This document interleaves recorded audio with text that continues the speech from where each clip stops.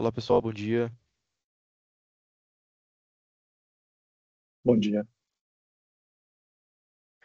Vamos esperar uns minutinhos, uns 2 minutinhos para todo mundo conseguir entrar.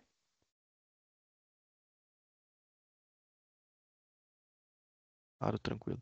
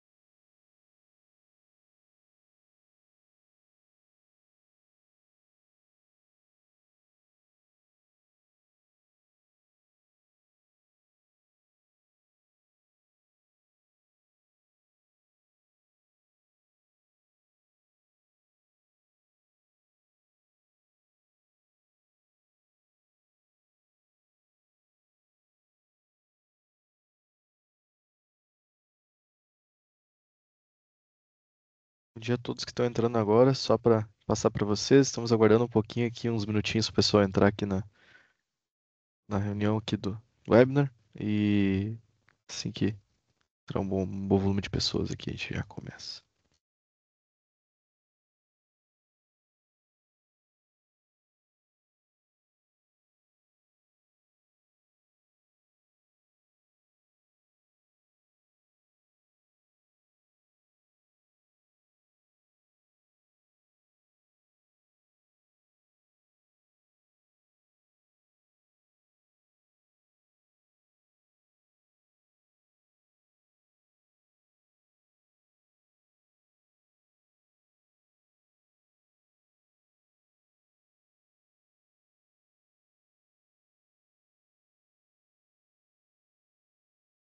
Acredito que já pode falar. Eu ia falar a mesma coisa. Vamos iniciar, Gustavo, por favor. Legal, claro. Vamos começar aqui. Pessoal, primeiramente um bom dia a todos. A gente vai falar um pouquinho hoje sobre o tema, até um episódio especial aqui para vocês, né, de uma série que até a gente estava trazendo a série ali de segurança e aplicações, né, a gente resolveu trazer um episódio especial aqui com um tema bem abrangente que hoje está em alta no mercado aí, é algo que é realmente interessante a gente está trazendo para vocês, aí conhecendo um pouquinho mais sobre o tema, conhecendo um pouquinho mais sobre o mercado da área de ASM e falar um pouquinho também de uma solução ótima que a gente está trazendo aqui junto com o Douglas aqui. E, enfim, vou começar agora a apresentar um pouquinho para vocês sobre o tema, tá? Então, para começar, pessoal, primeiramente, para quem não me conhece, eu sou o Gustavo Lago, sou o Solution Engineer aqui da Drop Hill, fico à frente da equipe de vendas mais da parte técnica e comercial. Tenho graduação em segurança, pós-graduação em segurança cibernética e hoje está comigo aqui o Douglas Santos. Douglas, não sei se você quer comentar um pouquinho, se apresentar. Bom dia, Gustavo, bom dia, pessoal. Bom, meu nome é Douglas Santos, sou co-founder e CEO da Surface, é uma plataforma de gerenciamento dos perfis de ataque do cliente, né? Tenho alguns anos de experiência especificamente na área de segurança ofensiva, então agreguei bastante dessa visão na plataforma e acredito que a gente está conseguindo entregar bom resultado aí. Legal. Então, pessoal, o padrão nosso aqui, trazendo para vocês as datas dos nossos webinars, né? Eu sei que vocês já estão cansados de ver essas datas aqui, mas é legal sempre atualizar vocês sobre as datas. A gente tem feito algumas alterações para realmente trazer um conteúdo com mais qualidade para vocês aqui, né? Hoje aqui a gente está trazendo justamente o conteúdo ali do ASM, até com esse tema, né? De se você não conhece sua superfície de ataque, alguém vai conhecer ela para você, né? Justamente para você conhecer um pouquinho mais sobre como é que está o teu ambiente. A gente sempre gosta de trazer, eu sei que quem está entrando em todos os webinars aqui gosta de ver sempre a nossa caneca aqui. É um brinde que a gente dá no sorteio ao final aqui do webinar, mas é sempre legal frisar sobre ela justamente pela questão que nós como Drop Hill tentamos sempre trazer para vocês, né? Que é justamente que maiores exploits não têm poderes aqui, a gente pode tomar nosso café com tranquilidade, que é justamente essa tranquilidade que a gente quer passar para vocês no final do dia, né? A gente brinca muito aqui, né? Tomar um cafezinho e ficar tranquilo ali de que tá tudo certo, tem uma empresa cuidando, tem uma ferramenta com uma qualidade para entregar esse resultado para vocês, né? Os nossos escritórios aqui, mais para quem também não conhece onde está a nossa sede, a gente fica em Canoas, no Rio Grande do Sul, a nossa matriz, mas hoje a gente já tem ali escritórios em São Paulo, Vila Velha e um time em Brasília, no Distrito Federal. Para começar então sobre programação, né, a gente vai trazendo um pouquinho aqui sobre a introdução ao C-Surface. O Douglas vai comentar rapidamente ali sobre quem é o C-Surface. A gente vai trazer um pouquinho sobre problemas recorrentes que a gente vê no mercado hoje, a questão de custo dos ataques que já aconteceram hoje no mercado e que a gente tem um conhecimento, algo que já foi divulgado pela mídia. Né, e quando a gente fala mídia, não somente mídia brasileira, mas mídia internacional também.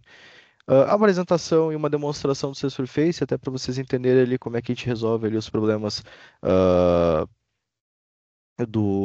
da tecnologia. E, no final, a gente deixa um tempo ali para perguntas e respostas e o sorteio, tá bom? Eu vi que a Glória colocou uma mensagenzinha aqui, se todos estão escutando. Legal, todos estão escutando bem? Show. Então, para começar, fazendo uma introdução ao assunto, é legal de trazer também alguns números de, enfim, frameworks conhecidos, empresas conhecidas, né, a importância de estar atento à superfície de ataque externo. A IBM ela trouxe um relatório no final do ano passado, desculpa, no início desse ano, do resultado do final do ano passado, que conta ali um pouco mais sobre alguns números que eles viram durante alguns serviços que eles trataram ali. É um relatório que eles chamam de Threat Intelligence. Dentro desse relatório, eles trouxeram que 25% dos ataques começaram por uma exploração de vulnerabilidades conhecidas, ou seja, vulnerabilidades que já foram publicadas, têm CVE, né? Elas já estão no mercado há algum período e grande parte delas não eram falhas zero day, né? Para quem não conhece, vulnerabilidade zero day é basicamente aquela vulnerabilidade que foi descoberta e que foi publicada hoje e não tem ali um amplamente divulgação sobre ela, que realmente não está bem difundida no mercado ou não tem um patch ali já conhecido. Né? Essas vulnerabilidades que afetaram esses ataques que aconteceram, elas em grande parte não eram esse tipo de vulnerabilidade e já tinham algum tipo de patch para correção realmente daquela vulnerabilidade de semanas ou meses antes mesmo de esse ataque acontecer. Né? Até a gente fala muito a questão eles falam muito no relatório também, a questão da falta de recurso, falta de tempo e falta de recurso é algo que está muito bem difundido no mercado, porque realmente a gente não consegue estar corrigindo da velocidade que a gente conhece essas vulnerabilidades, a gente não consegue estar tratando e corrigindo essas vulnerabilidades com o mesmo tempo de correção. Né? Então acaba trazendo ali, querendo ou não, um pouco de portas abertas ali para alguns ataques, né?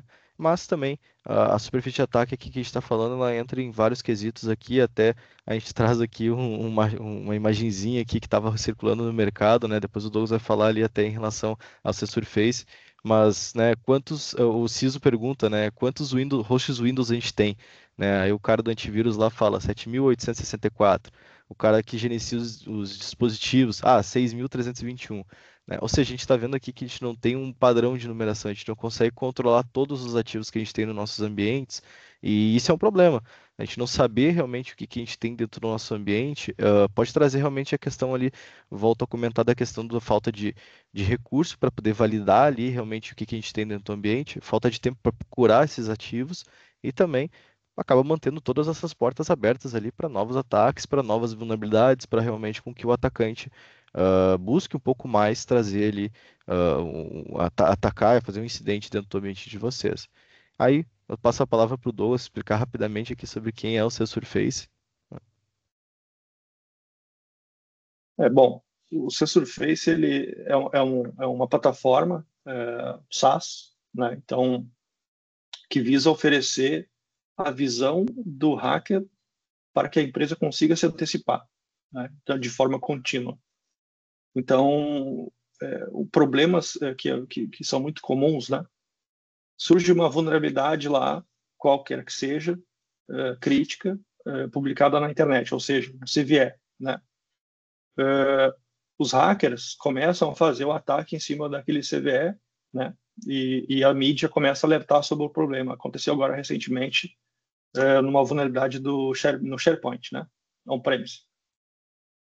Normalmente, dentro das empresas, começa uma correria, né? Porque o pessoal se depara com esse problema e ela atua reativamente, né? Então, ela vai reagir se perguntando se a gente usa aquela tecnologia que foi afetada pelaquela vulnerabilidade e se usam a tecnologia, se esse ativo está exposto para a internet e até quantos ativos existem expostos na internet usando aquela tecnologia, né? Então, essa foi o problema core que surgiu a iniciativa de se criar uma plataforma que pudesse responder estas e outras perguntas. E também complementando ali naquela imagem anterior, né, de cada equipe ter uma resposta diferente para a mesma pergunta de quantos ativos a gente tem. Eu também me deparei com isso enquanto trabalhava no mercado e conversando com muitas pessoas de várias empresas também, tanto aqui no Brasil quanto fora, que estar atento e saber o count específico e o que a gente tem na superfície externa ali, né, o que a gente antigamente chamava de nossa borda, é muito difícil. Então, porque antigamente era muito fácil da gente monitorar o que a gente tinha exposto na internet, porque era o firewall e tudo que estava para dentro do firewall e na nossa DMZ era o que a gente tinha exposto e era fácil de proteger, estava no nosso controle. Só que agora não é mais assim, né? Então, depois veio a cloud e a virtualização, na verdade, a virtualização e depois a cloud.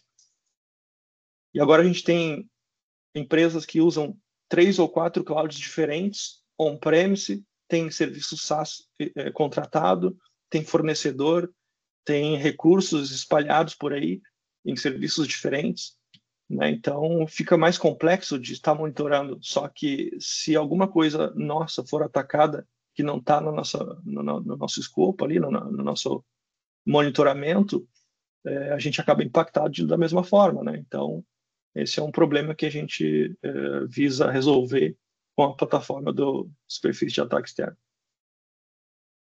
Legal.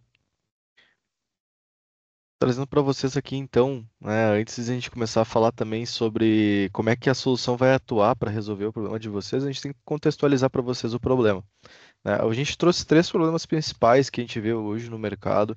Claro que não se limita a isso, né? A gente tem hoje outros quesitos, mas aqui eles conseguem englobar esses 3 problemas que a gente quis trazer aqui, eles conseguem englobar para vocês de uma forma bem ampla ali realmente de como é que a gente pode estar atuando e ajudando vocês posteriormente, né?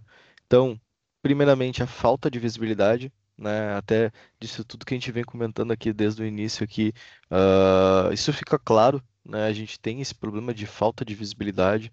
O próprio Douglas comentando ali de algumas estruturas, enfim, né? Então, a gente trouxe uma frase, né? Como proteger o que não se conhece, né? A gente tem hoje um conceito de que como é que a gente vai proteger aquilo que hoje a gente não consegue ter uma visibilidade completa, né? Novas estruturas, enfim, né? Então a falta de visibilidade se torna o primeiro problema que a gente acaba trazendo aqui do mercado, né? Então, trazendo alguns pontos aqui para falar sobre os problemas, né? Primeiramente, o Shadow IT. Shadow IT, para quem não sabe pelo termo, né, é basicamente o momento que a equipe de TI não consegue ter visibilidade completa dos ambientes, né? Ela não consegue entender ali a quantidade de servidores, quantidade de desktops, endpoints, enfim, que eles têm dentro do ambiente, né? Daqui a pouco estruturas em cloud, enfim. Eles não têm um conhecimento completo desse ambiente, né? E aí já linka com o segundo ponto também, né? Hoje a gente tem estruturas muito complexas, né? O Douglas comentou ali a questão de cloud, a questão de, né, SaaS, enfim. A gente tem hoje estruturas que cada vez mais a gente cria módulos, digamos assim, né? Tem pouquinho uma estrutura na nuvem, um pouquinho uma estrutura no on-premises, alguma coisa SaaS, né? Hoje a gente sabe que a própria tecnologia do Teams que a gente está conversando aqui agora é uma tecnologia SaaS, mas a gente não utiliza 100% só o Teams, por exemplo, né? A gente utiliza outras estruturas, outros sistemas, um RP da vida que pode estar até mesmo SaaS, nuvem ou on-premises, né? A gente tem 3 opções aqui, digamos assim, de tecnologias, então se torna complexo da própria TI conseguir gerenciar isso tudo de uma forma bem ampla, né? Outro ponto aqui, que é o terceiro ponto que a gente quer trazer, é a questão do Shadow Service, né? A equipe de TI não conhece hoje alguns serviços que outras áreas da empresa contratam, né? A gente cita alguns exemplos mais simples de trazer, né? Por exemplo, o marketing contratando uma ferramenta lá que a TI não aprovou, né? Não passou pela TI. daqui a pouco essa ferramenta de marketing ela está abrindo uma brecha para o teu ambiente que daqui a pouco você não sabe, né? A equipe de TI não está conhecendo aquela tecnologia e não aprovou ela, né? Outro ponto, você tem uma equipe de desenvolvimento muito forte dentro da empresa. Normalmente a equipe de desenvolvimento tem acesso à tua estrutura on-premise, ou se você tem lá uma estrutura em nuvem, daqui a pouco essa equipe tem, né, o acesso lá à estrutura de nuvem para estar subindo ali novas tecnologias, novas ferramentas, enfim. E aí isso já linka com o quarto ponto, que é justamente o excesso de permissões, né? A gente sabe que hoje existem muitas áreas dentro da empresa que precisam ter níveis de permissionamentos que muitas das vezes a gente não consegue ter um controle 100% efetivo, fazendo com que essas equipes podem, novamente, né, a equipe de marketing lá, contratar uma ferramenta nova, linkar dentro do teu ambiente, né? Ou a equipe de desenvolvimento ter permissionamento em nuvem e subir lá enfim, um serviço lá como uma VM, agora tem N formas de subir serviços em nuvem, né? Então, muitas das vezes ali o desenvolvedor, até para fazer algum teste, acaba subindo alguma coisa em nuvem, por exemplo, que tem um custo menor, né? Uma estrutura on-premise, por exemplo, tem um custo maior, na estrutura em nuvem ali. Tu sobe, faz o teste, né? Já tira do ar. Às vezes o desenvolvedor esquece de tirar do ar aquela estrutura e aquilo ele fica exposto, né? Então, é legal a gente comentar sobre essa questão de Shadow IT, estruturas complexas, Shadow Services e excesso de permissões, porque justamente é onde a gente acaba englobando toda essa parte de falta de visibilidade da equipe de TI ou equipe de segurança que fica à frente das tecnologias, enfim. Ah, até trazendo isso em fator de números, né, em relação a dados que o mercado está trazendo também, né, segundo a própria Trend, uma empresa bem reconhecida no mercado aí, ela comenta muito sobre a questão de que 73% das organizações enfrentaram incidentes de segurança causados por ativos não gerenciados, né? O que que isso significa na prática? Na prática significa que a equipe de TI não está conhecendo aqueles ativos de TI que são justamente o que vão tá sofrendo ali aquele ataque que um atacante está conhecendo, né? Hoje os atacantes existem N formas de fazer o conhecimento de alguns ambientes. O próprio webinar, o último que eu fiz a apresentação do AF, por exemplo, a gente tinha uma tecnologia, subiu uma aplicação vulnerável em nuvem, deu durante o webinar tinha aparecendo uma mensagenzinha na tela de que alguém fez algum teste de cross-site script, né? Então, ou seja, os atacantes estão muito rápidos hoje. Eles estão conseguindo realmente fazer, utilizando bots, afins, para conseguir buscar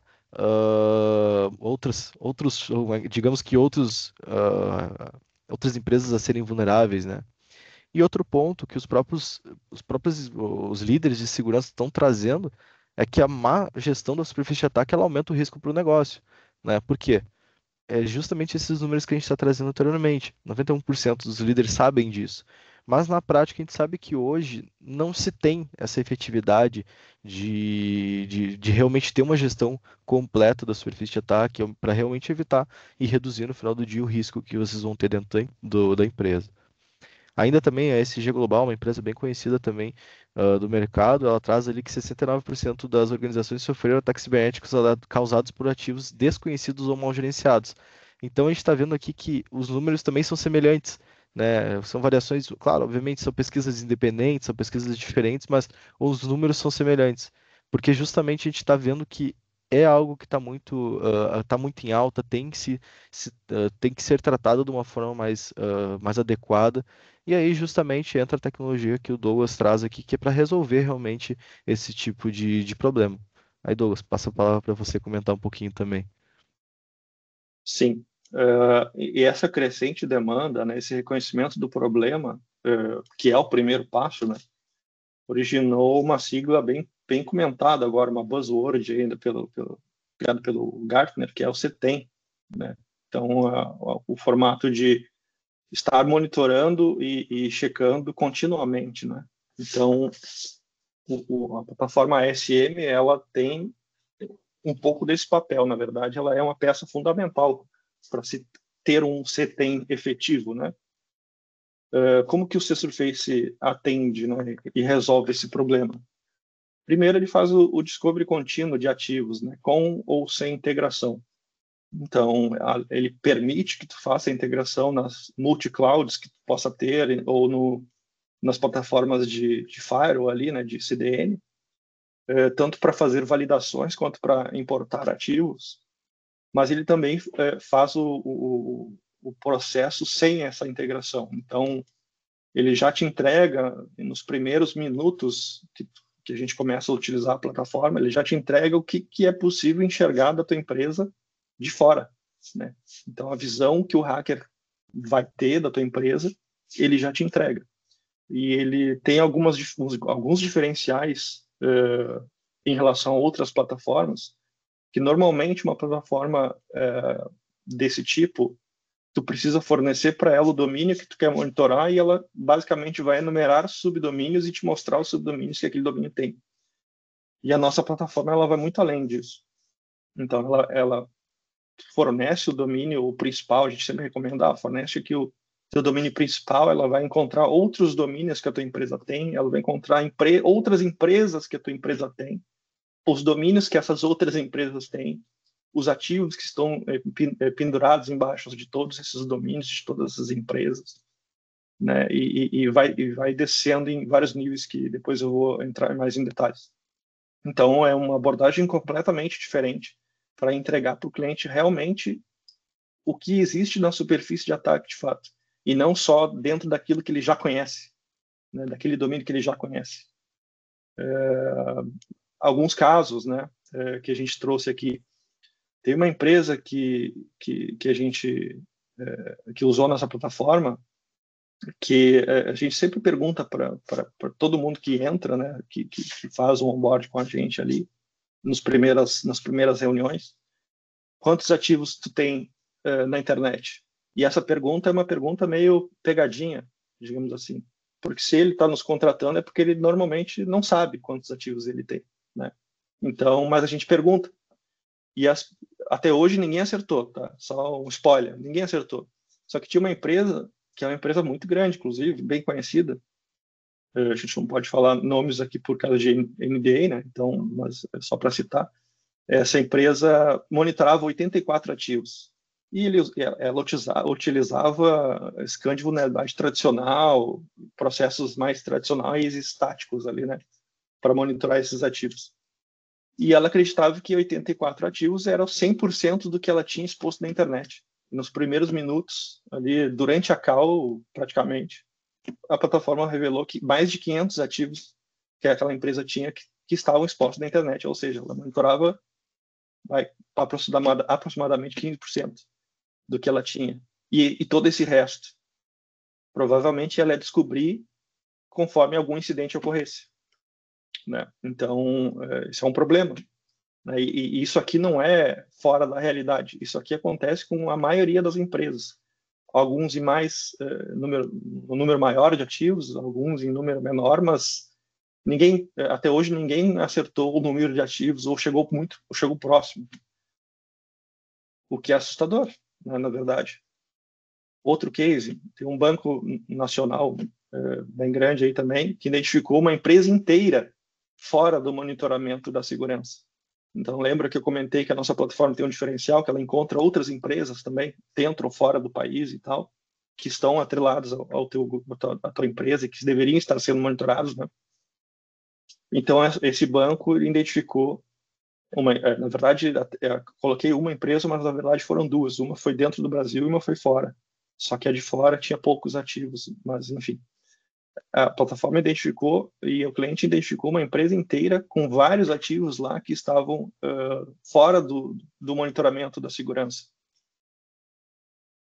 Tem um outro banco que detectou um domínio que era desconhecido, porque era um domínio que não estava registrado pela empresa, que foi uma área interna lá, que utilizou provavelmente um OPEX lá para contratar um terceiro, subir um domínio com o nome do banco, a marca do banco, a identidade visual do banco, tudo ali, e iniciou uma campanha lá. Essa campanha não passou pelo crivo da segurança, tinha ativo informações lá de cadastro de cliente, um monte de coisa, e tinha uma vulnerabilidade crítica lá. E a segurança ficou sabendo e detectou esse ativo a partir do uso da plataforma Surface. Legal. Ainda seguindo, né, no ponto dos problemas que a gente estava falando, a gente comentou aqui sobre a questão da falta de visibilidade, mas tem um outro problema também que está recorrente, justamente até linkando um pouco com o que o Douglas comentou já aqui, de como a solução resolve ali, que é a questão do supply chain digital.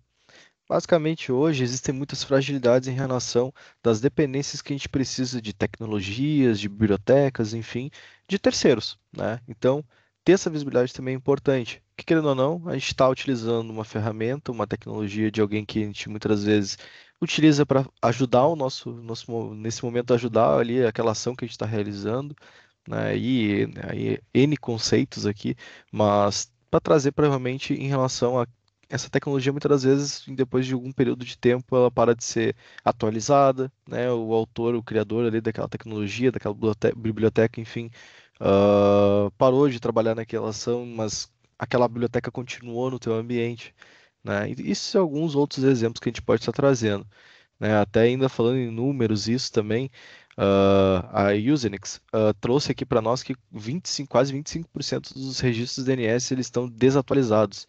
E isso, esses 25% de registros DNS, a gente está falando a nível mundial, né? Então, a gente tem mais de 6 milhões de domínios ativos que estão desatualizados, ou seja, não tem uma atualização frequente, não tem alguém que faça ali algumas alterações como nas plataformas.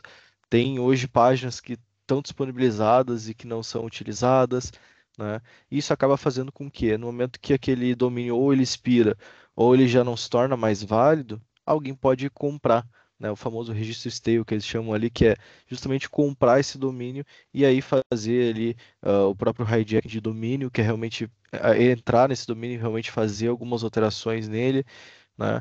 Ah, entre outras questões que a gente pode estar trazendo aqui também a questão de próprios IP servidores de nomes inválidos, né? Então eles apontam para outros servidores de nome que acabam realmente abrindo uma brecha ali para com que a gente utilize o cache para poder estar trazendo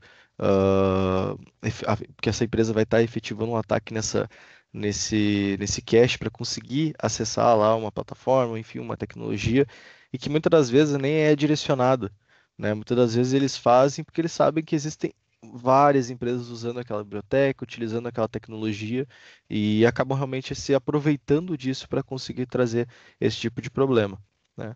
Até trazendo aqui um artigo do próprio Douglas, que está aqui conosco aqui, de 2016, que ele fala sobre isso, de um ataque que aconteceu, que justamente tinha o domínio, o cliente tinha uma página web, né? Essa página web tinha lá uma imagenzinha que ele coletava dentro da biblioteca JavaScript, se não me falha a memória, né, Douglas? E ele coletava de um outro site, de uma outra plataforma, e essa plataforma saiu do ar, alguém comprou e colocou uma imagem, né? O que aconteceu? No próprio site do cliente acabava aparecendo essa imagem aqui, nesse caso aqui, tá aquele xwinner.com ali, que é uma propaganda de algum site malicioso, de realmente de um site que pode estar trazendo ali algum problema não somente para a tua empresa, mas também para o próprio usuário que está acessando, né? E durante esse estudo que o Douglas, a equipe dele, ele fez na época ali, encontraram vários domínios ali que também tinham esse problema exposto aí na internet, né? Outro ponto, um ataque que aconteceu no ano passado, né, um ataque do Polyfill. É uma biblioteca do JavaScript também, que uma empresa chinesa que é bem conhecida por comprar esses domínios expirados, né, eles compraram o domínio polyfill.io, que era um domínio que ficava linkando uma biblioteca do JavaScript que se chamava polyfill.js, né. Isso afetou ali mais de 100 mil sites, né. E essa empresa chinesa que compra esses domínios, ela já era conhecida por esse tipo de fazer essas ações, de tomar essas ações, de comprar os domínios, fazer alguma alteração, apresentar páginas que podem ser maliciosas, né?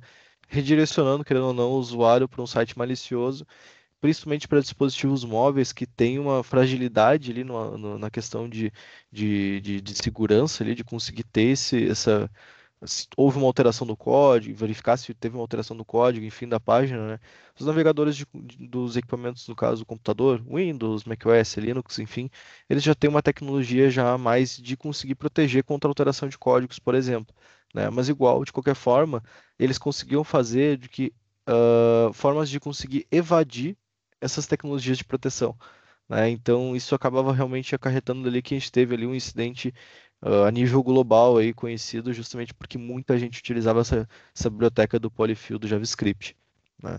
Então, trazendo um outro problema aqui, que é algo que a gente está vendo aqui, que, querendo ou não, essa parte da cadeia de suprimento, pensando no nível digital, é algo que está muito em alta, a gente contrata muita ferramenta, a gente utiliza muita ferramenta, a gente precisa ter essa, novamente, visibilidade lá do início, né? E aí, como é que o Surface resolve isso aqui hoje, né? Bom, a plataforma, Gustavo, ela monitora as dependências que as aplicações web do cliente têm, né? Então, e na verdade não só das aplicações web, ela monitora de domínios e várias outras relações de confiança que a gente tem ali que são, de certa forma, o que a gente chama de supply chain digital, né? Então, ela monitora em até 2 níveis. Então, por exemplo, assim, tu comentaste ali daquele caso ali do servidor de DNS ali, né, Stale.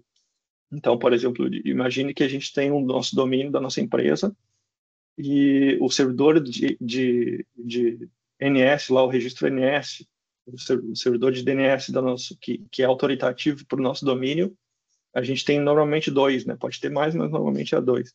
Aí são em terceiros, né? Então a gente monitora por esse terceiro para ver se existe a possibilidade de fazer um takeover daquele servidor, daquele apontamento ali e passar a responder maliciosamente pelo teu domínio, por exemplo. Só que a gente também olha se esse cara, no outro nível superior dele, existe alguma vulnerabilidade que é possível fazer o mesmo. Então, a gente olha toda essa cascata para verificar se existe uma vulnerabilidade para chegar no teu domínio, nos teus ativos aqui embaixo. A gente olha também outros tipos de registro, outros tipos de situações de relação de confiança. Por exemplo, a maioria das empresas hoje usa o servidor de e-mail externo. A maioria usa Google, Microsoft, mas existem N outros serviços aí, por aí. Então, a gente olha para todo mundo e verifica se existe uma vulnerabilidade, alguma falha de configuração nessa relação para ver se a gente consegue atacar ou detectar aquele problema de segurança nessas relações, né? Scripts, recursos de aplicações web, a gente olha para tudo isso em 2 níveis também para verificar se a gente consegue, de alguma forma, em algum desses níveis, fazer essa manipulação e conseguir afetar o teu ativo aqui embaixo, né? Então, a gente já pegou vários casos, na verdade, né? Takeover de recursos, tu comentaste ali anteriormente, o pessoal lá normalmente vai subir em cloud lá uma campanha, algum grupo de ativos, sobe um bucket, né? Sobe um hot site, sobe alguma coisa lá, e aí a campanha acabou, o serviço acabou, não precisa mais daquele serviço. Normalmente, o que o pessoal faz? Ele vai lá na cloud ou no serviço, baixa o servidor, né, desativa aquele recurso lá na cloud, mas o apontamento do DNS permanece lá. E aí, se for, por exemplo, de um bucket S3, ele aponta como CNAME para aquele recurso, e eu vou lá, eu malicioso, né, o atacante, por exemplo, vai lá, registra o mesmo nome e agora eu passo a ter um subdomínio dentro do teu domínio e eu posso atacar outros clientes do teu domínio. Por exemplo, se tu tem alguma aplicação web que faz uma autenticação lá e usa cookie e faz uma emissão de cookie com o parâmetro parent domain, lá, ou seja, emitir um cookie que engloba todos os ativos dentro do teu domínio. Quando esse usuário acessar esse subdomínio que agora eu tenho controle, eu consigo capturar o cookie dele. E aí eu posso usar o cookie dele, reutilizar o cookie dele, por exemplo, para acessar aquela aplicação. Então existem N impactos aqui em cima desse tipo de vulnerabilidade, né? Alguns casos, a gente tem um outro banco que tinha um domínio. Esse banco, na verdade, ele acabou descobrindo vários domínios, mais de 300 domínios que o banco tinha, era dono. E aí, lá dentro de um dos domínios, que não era mais utilizado, né, foi utilizado no passado e passou a não ser mais utilizado, acho que era uma campanha de alguma coisa, tinha uma configuração de SPF lá. Então, o SPF mal configurado, na verdade era bem configurado, né? Ele declarava que um outro domínio poderia mandar e-mails como o domínio do banco como remetente. Basicamente é essa a função do SPF. Então, o sistema anti-spam vai lá, olha, eu recebi aqui um e-mail da origem tal, mas o remetente é do banco tal. Eu posso aceitar isso aqui na minha caixa e não marcar como spam? Daí ele vai lá e olha o registro SPF. E o SPF dizia para ele, pode. Aí ele olha o DMARC lá, né? O DMARC, não tem alguma restrição aí? Não tem, não tinha nada. E aí o atacante, com alguma falha de configuração aqui, poderia explorar isso. Qual que era a vulnerabilidade? Tinha um domínio autorizado lá no SPF que estava expirado, né? A empresa, que era uma terceira, deixou de manter o domínio, então o atacante podia ir lá registrar aquele domínio, incorporar o e-mail, o arroba lá do domínio do banco e mandar phishing interno para os funcionários do banco, por exemplo. E aí o cara vai receber na caixa e vai estar lá o domínio do banco, aí a segurança vai, vou investigar. O cara do CISANT vai investigar. Aí chega lá, o arroba é do domínio do banco, ele vai lá no Ruiz e não, mas o domínio é do banco mesmo. Então é o banco que está mandando para mim mesmo. Então é difícil, né? Se o cara ainda concatena esse ataque aqui, junta com o subdomain takeover e aponta para uma página do domínio do próprio banco, aí fica bem complexo de detectar isso aqui, né? Então, são vulnerabilidades típicas de superfície de ataque externa que um scan de vulnerabilidade tradicional jamais pegaria. E o impacto disso aqui é bem grande, né? Teve uma outra multinacional ali que tinha, aí sim, takeover em 4 subdomínios, e aí a hacker podia lá incorporar aqueles subdomínios da multinacional e atacar usuários dentro da aplicação, dentro do domínio dentro da empresa e tal, ou outros, né, explorando a marca daquela empresa, né, a confiabilidade que ela tinha. Então, são problemas ali nessa questão de superfície de ataque bem relevantes e que raramente a gente presta atenção, na verdade. Exato. Ainda outro problema, né? O terceiro e último problema que a gente está falando aqui também é justamente o tempo de exposição, né? O time to expose, to exploit, na realidade, que é algo que tá bem linkado com aquela parte da introdução que a gente trouxe ali do tempo de resposta para atualização de uma vulnerabilidade, né? Hoje a gente sabe que o atacante ele é muito mais rápido do que a nossa equipe de defesa, né? Então a gente tem que realmente estruturar de uma forma que a gente consiga acompanhar ou ser mais rápido que o atacante, né? Até em números, isso para vocês, 5 dias é o tempo que um atacante leva para começar a explorar uma nova vulnerabilidade. Ou seja, a vulnerabilidade saiu hoje, daqui 5 dias essa vulnerabilidade vai começar a ser explorada por algum atacante no mundo, né?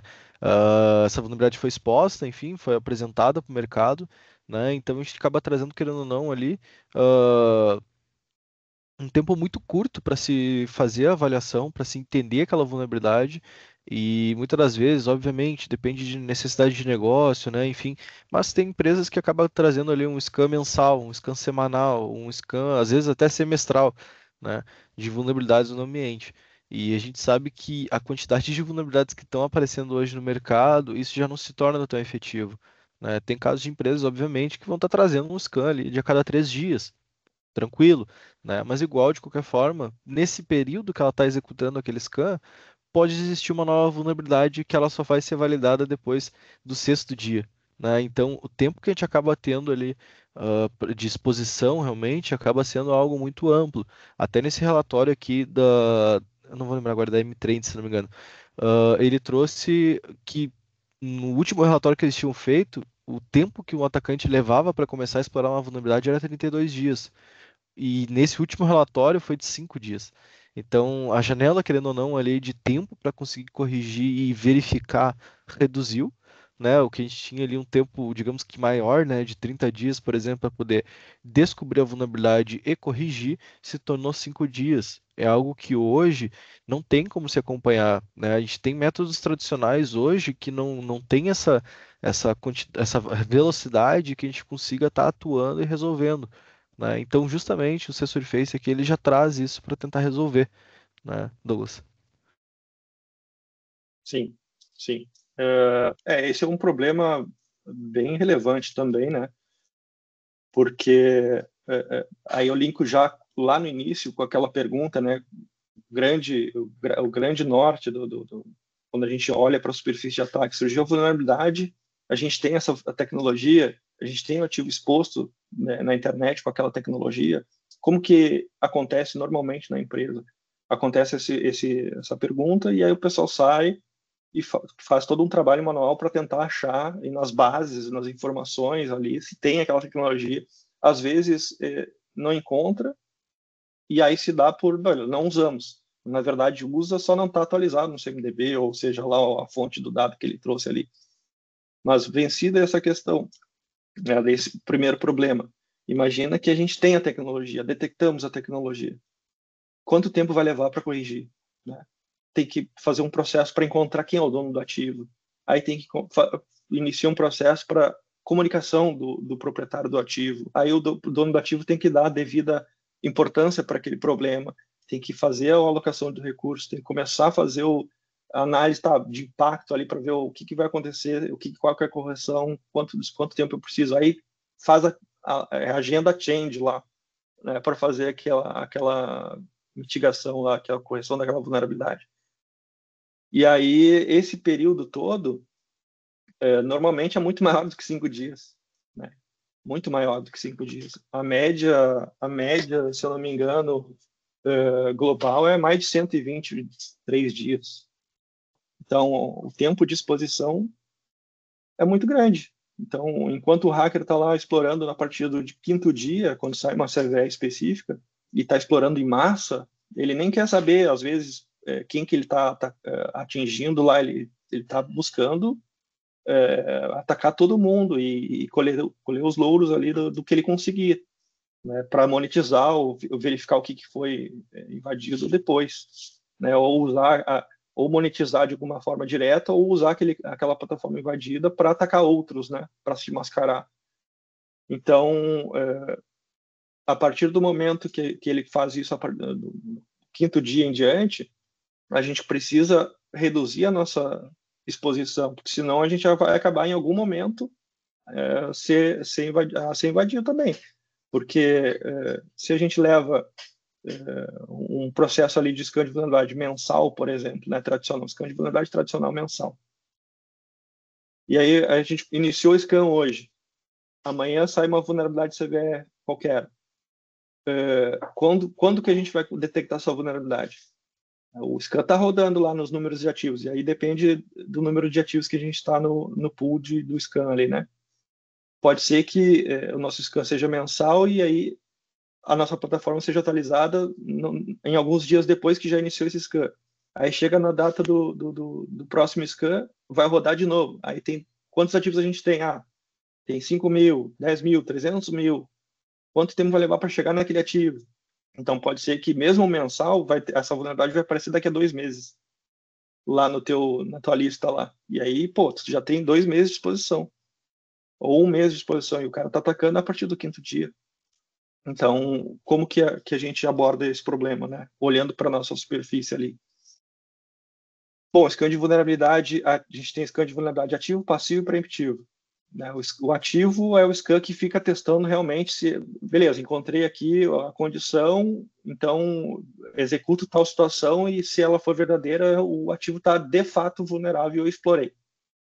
O passivo, quase todos os scans de vulnerabilidade tem muito esse passivo e esse passivo gera muito falso positivo. Depois na nossa plataforma a gente tem vários recursos ali para diminuir esses falsos positivos. Mas como que ele funciona? O scan roda e aí detectou lá que tu tem o software X, Nginx, por exemplo, né? Web Server Nginx. Aí ele verifica a versão do Nginx e traz todos os CVEs lá daquela versão. E a gente tem o preemptivo também. O preemptivo ele é um pouco diferente. A nossa plataforma já tem todo o mapeamento das tecnologias que o cliente utiliza na superfície lá. Então, ele tem um Fortinet na versão tal, ele tem o Cisco ASA, ele tem um Midro aqui que é o Tomcat na versão tal, ele tem toda a tecnologia lá, até o Bootstrap e o jQuery na versão que seja. Então, toda a stack de tecnologias, serviços e tudo mais. Quando sai uma CVE nova, então, saiu o CVE no Tomcat versão tal, a plataforma vai lá, a nossa plataforma fica olhando sempre que sai CVEs lá, né, a todo momento, olha para ver se saiu uma vulnerabilidade daquela tecnologia específica que o nosso cliente está usando, e se sim, ele já avisa o cliente, olha, saiu uma vulnerabilidade crítica aqui para a tecnologia que tu está utilizando neste ativo aqui. Então não vale a pena tu ficar esperando aí o próximo scan, já vai e toma uma ação. Né? Então, isso é justamente para reduzir essa janela. Para que eu vou esperar o próximo scan se eu já sei que eu uso a tecnologia que está afetada pela CVE e tal, né? Então, esse é um scan preventivo que a gente chama, que faz parte de uma feature nossa que é chamada Threat Sensor. Então, isso permite para o cliente de corrigir a vulnerabilidade no mesmo dia. E a gente tem casos assim. Então, tem um grande banco, a gente atende muito banco, como você pode perceber, né, Gustavo? Então, o Sim. banco é normalmente quem está mais preocupado aí com segurança, né, que tem muito em risco.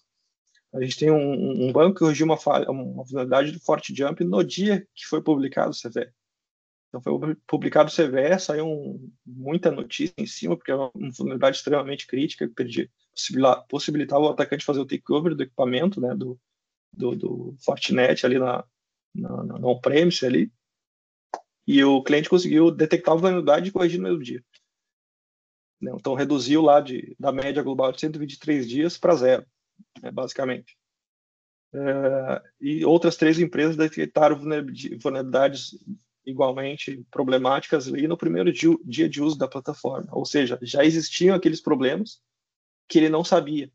Né? Então, tem toda aquela questão. Ele não sabia de ativos que estavam sendo expostos ali, que estavam na internet. Ele não sabia de várias situações, supply chain, tudo mais. Então, ele já teve esse primeiro impacto. Aí, no primeiro dia de uso, ele já descobre uma vulnerabilidade que já existia na superfície de ataque dele há algum tempo, e no primeiro dia ele já detectou aquele problema e já corrigiu. Então, é justamente esse problema que a gente visa atingir, né, e solucionar: a visibilidade e o poder de ação. Então, deixar de ser uma segurança reativa para ser uma segurança mais proativa, na verdade, né? Exato. Exato, exato. E até em relação hoje a problemas que a gente tem no mercado, lembra que a gente comentou, né, a questão de custos para isso no mercado. Hoje a gente tem algumas notícias de incidentes recentes, né, coisas que aconteceram há pouco tempo e que a gente pode estar trazendo para vocês porque são públicas, né? O caso da JBS ali, uma média de 60 milhões de reais, que foi o custo, prejuízo realmente desse incidente. A própria Lojas Americanas que teve uma média de 1 bilhão, né, dentro do incidente que eles passaram, o próprio Serasa ali, 200 milhões. Isso são números que a gente pode ver, obviamente, são empresas que têm um porte muito grande no mercado, né? Os números, quanto maior a empresa, obviamente, serão maiores, mas é legal comentar que mesmo assim, o custo para essas empresas desse prejuízo é alto, né? Uma Americanas da vida com 1 bilhão, quanto que é o lucro deles que eles possuem?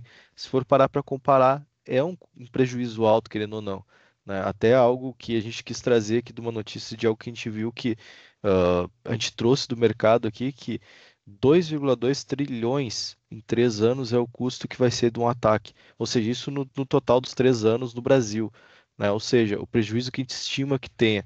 Para vocês terem uma base até de volume de valor, né? Trilhões parece algo grande. O PIB brasileiro anual é 2,1 trilhões. Então a gente tem uma média muito semelhante aqui em volume de ataque do PIB brasileiro, né? Então é algo que, querendo ou não, o prejuízo que grandes empresas vão ter, pequenas, médias empresas vão ter, querendo ou não, cada vez mais vai aumentar esse prejuízo. Porque justamente os atacantes estão buscando formas de cada vez mais conseguir, né, um retorno financeiro maior, né? Então, justamente a solução aqui que o Douglas está trazendo é realmente de ter uma visibilidade mais completa aqui e conseguir estar trazendo esses pontos. Douglas, não sei se você quer comentar aqui. Sim.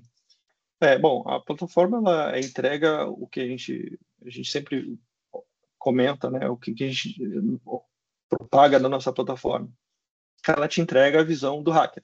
Então, o que o hacker consegue enxergar da nossa empresa em termos de ativo, né, de superfície de ataque. A gente visa reduzir esse tempo de exposição, né, linkando aos problemas que a gente vem comentando, Ou seja, média global, né? 123 dias de exposição para uma vulnerabilidade. Ou seja, a partir do momento que sai o CVE, quanto tempo vai levar para efetivamente corrigir aquela vulnerabilidade, detectar e depois corrigir? 123 dias. Então, se o cliente tiver braço, ele vai conseguir ser notificado daquela vulnerabilidade no primeiro dia e já corrigir, né? Se ele não tiver braço, ele foi notificado e aí ele pode ter uma contramedida ali para corrigir paliativamente, depois de forma mais efetiva, né? Mas ele vai ser notificado do problema. Deixa de ser complicado, então todo aquele emaranhado de situações ali, né, da superfície de ataque, é cloud, é terceiro, é mais de uma cloud, na verdade, é um SaaS, são serviços distribuídos e tal, deixa de ser complexo, ele para de precisar olhar em vários lugares, né, diferentes para conseguir responder uma pergunta. Temos a tecnologia, qual é o ativo que tem aquela tecnologia? Ele tem um lugar só, fácil para conseguir essa informação, e a segurança deixa de ser reativa e passa a ser proativa, né? De novo, né? Porque antigamente era e deixou de ser a partir do momento que ficou complexo, e agora vai voltar a ser proativa, né? No papel de detectar e estar à frente tá no controle de novo, né, dos seus ativos e suas vulnerabilidades ali na parte da superfície de ataque externo.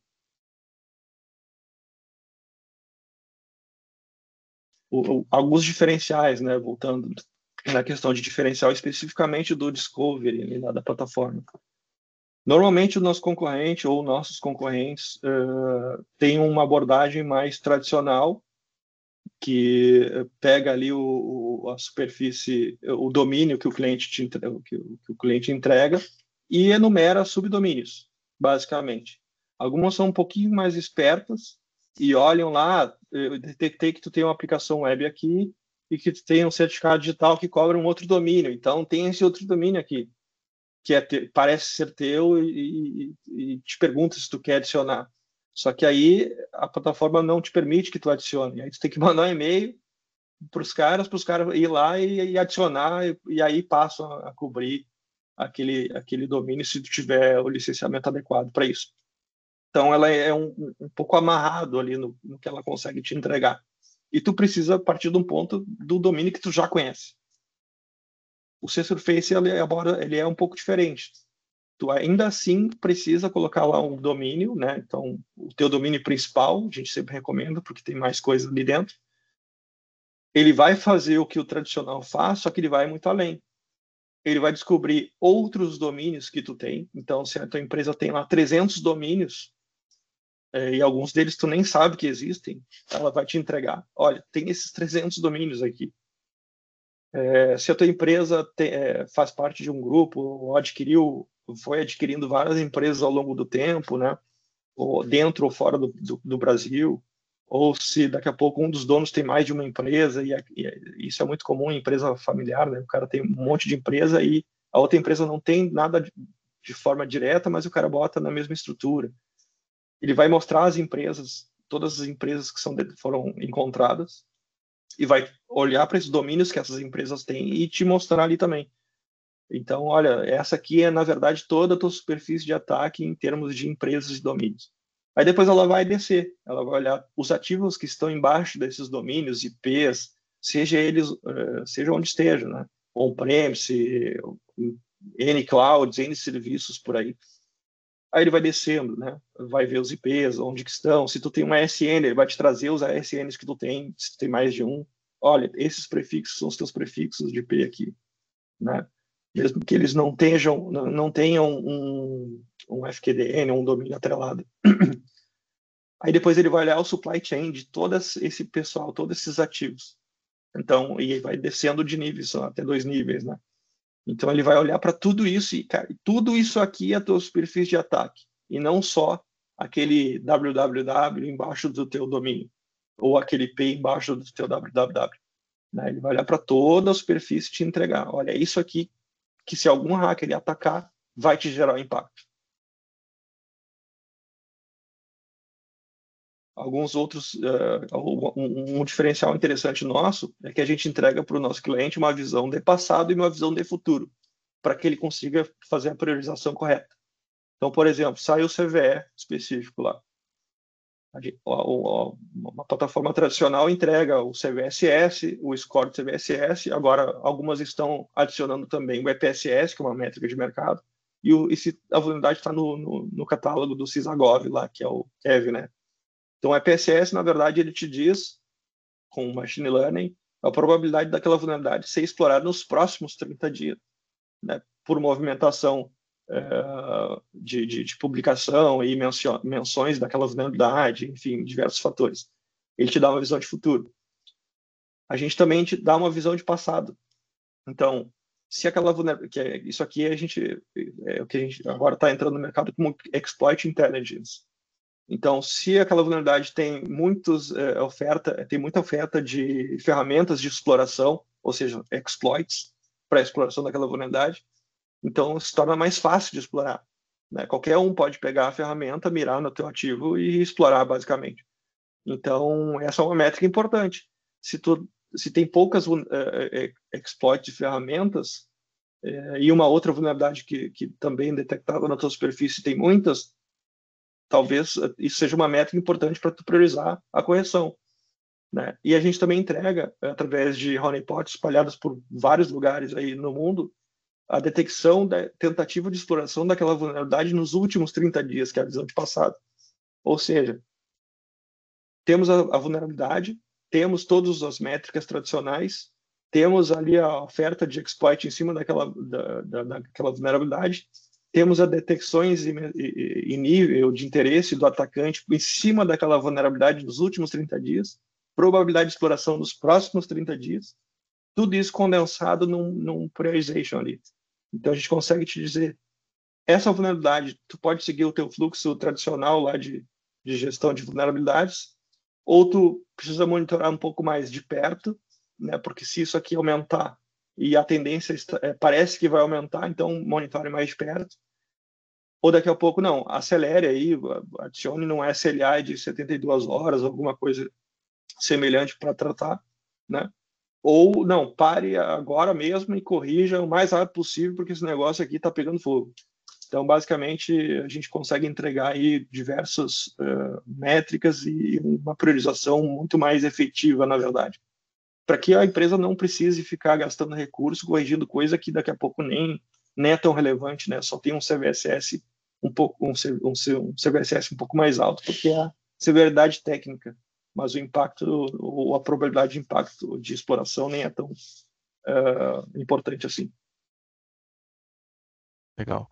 Douglas, até em relação ao nosso tempo aqui, como já está curto, eu vou passar um pouquinho aqui a questão da demonstração. Até pessoalmente ia trazer uma demonstração para vocês, mas acredito que como o nosso tempo está curto, até para ser bem assertivo em relação à demonstração para vocês, a gente está trazendo para vocês, então, se vocês quiserem trazer uma nova agenda, enfim, conversar um pouco mais conosco aqui, o Douglas até fica à disposição também junto conosco aqui para a gente estar trazendo uma demonstração para vocês bem detalhada do produto. Se a gente fizer uma demonstração em 5 minutos aqui, a gente não consegue trazer para vocês, por exemplo, toda a visibilidade que a gente pode ter dentro do produto. Então é legal a gente marcar um novo horário, enfim, com quem tiver interesse. No final aqui, depois na parte de perguntas e respostas, a gente vai colocar os nossos contatos também para vocês entrarem em contato conosco. Agora vai trazer para nós aqui também o link do sorteio ali depois. E a gente vai estar trazendo ali realmente ali um comunicado para vocês também que queiram entrar em contato para fazer uma demonstração mais detalhada. Tranquilo? E por último, para finalizar aqui também a questão, só para um ponto aqui que é algo interessante de comentar para vocês. O nosso serviço de MDR hoje ele está incluído com tudo isso que a gente está falando aqui, né? Então, se você quiser trazer ali tanto o produto, mais a parte de gerenciamento, hoje a nossa equipe, a gente tem uma equipe especializada no produto que o Douglas está trazendo aqui também, mas também no conceito aqui que a gente está falando para conseguir não somente apoiar vocês nesse todo esse processo de identificação, mas no processo de correção de tudo aquilo que a gente está comentando, né? Então a nossa equipe fica à disposição também para estar apoiando, tirar algum tipo de dúvida, enfim. E agora a gente deixa um tempinho ali se alguém tiver uma pergunta, resposta para a gente poder responder aqui. Pessoal, vou aproveitar para Claro. colocar aqui o linkzinho do sorteio, tá? Só explicando algumas regras, que nem eu expliquei na semana passada. Nesse sorteio que a gente está fazendo, tem dois brindes a mais do que o padrão, então nós vamos sortear uma Ecopop e um ingresso para o Mindesec. A única regrinha do ingresso do Mindesec é que para a gente enviar o linkzinho do ingresso, eu preciso de uma comprovação que você realmente vai estar em São Paulo nestes dias, tá? Claro, se você não for de São Paulo, tá? Preciso ali do registro da passagem ou da hospedagem, alguma coisa que comprove que vocês realmente vão, que a pessoa, né, vai realmente estar lá nestes dias do evento, tá bom? Gustavo, já abriu o sorteio aqui. Vou dar uns 2 minutinhos, pelo menos, se o pessoal conseguir se inscrever. Se tiver alguma pergunta, pessoal, já coloquem no chat que o pessoal pode responder enquanto isso. Tranquilo.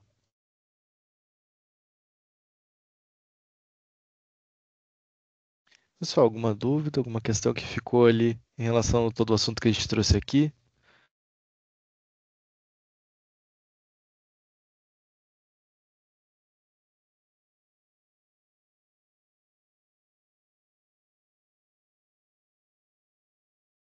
Eu Pergunta. liberei agora, pessoal, para vocês conseguirem se inscrever.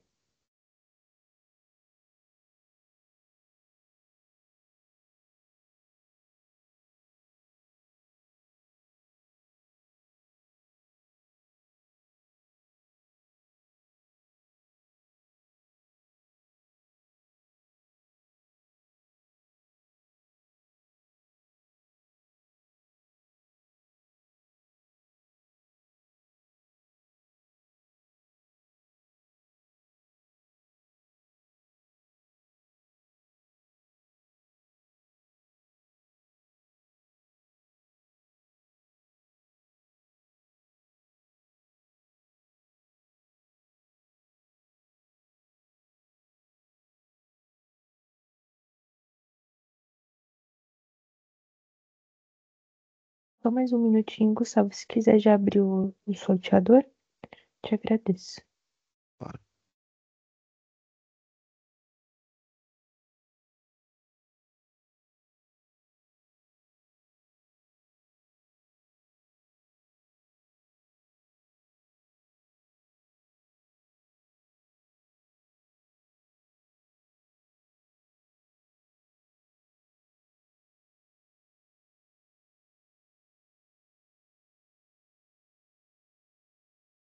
Deixa eu meter ela aqui novamente, só um segundo.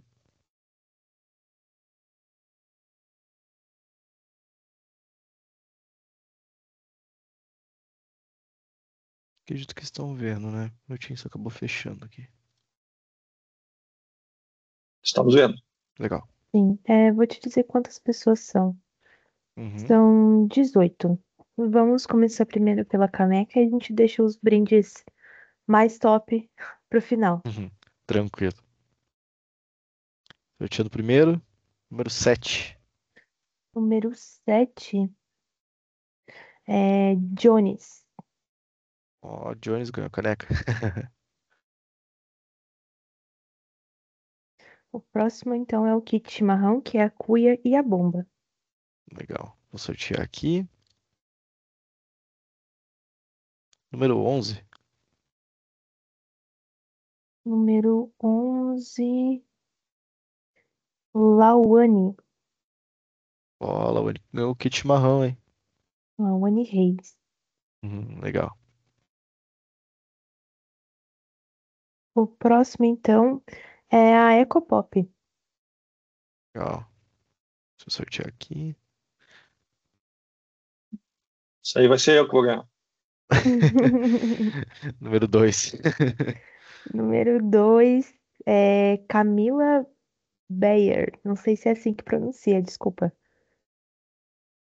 Ó, Camila vai dar bom dia pra Agora, Alex agora. agora vamos pro final, que é o ingresso do Mindset. Então, esse ingresso é para os 3 dias de evento, tá, pessoal? Legal. Vamos lá, antes de eu apertar aqui, um segundinho. 16. 16.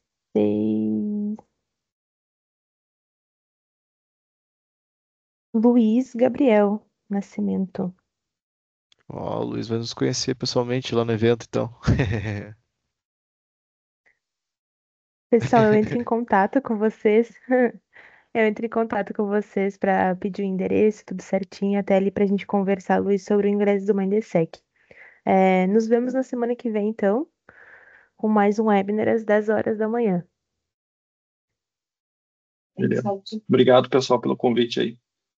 Imagina, obrigado pessoal também pelo tempo. Obrigado, Douglas. Obrigada, tchau, tchau. Tchau, tchau.